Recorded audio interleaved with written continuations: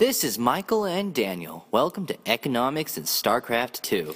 To those who don't know what Starcraft 2 is, it is a real-time strategy game in which each player tries to destroy the other opponent's base. This game is centered on two concepts: micromanagement of units and macro-management of your army's overall economy.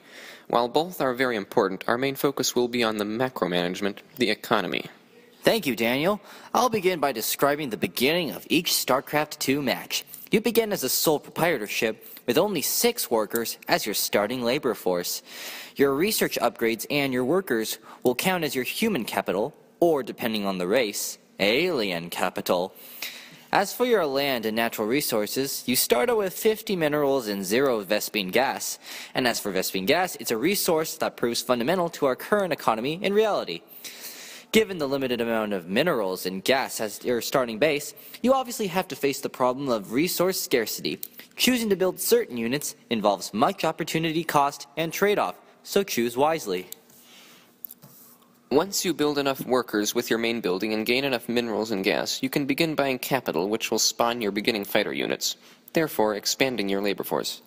Thankfully, we players don't have to pay extra taxes for buying any units. And it's also a good thing that our workers don't demand an extra annual salary or fringe benefits. Then again, that zealot always goes, "My life for hire!" It would really suck if they also go on strike.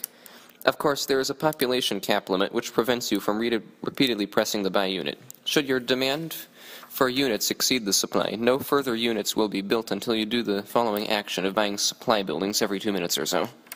Thank you, Daniel. Like I said earlier, there is always an issue of scarcity of resources. Therefore, it is strongly recommended that you expand into a franchise by reaching other patches of minerals and Vespene gas. Another reason for expanding is the overpopulation issue. If you stay in one base only, that base will most likely end up being clogged by too many units and buildings.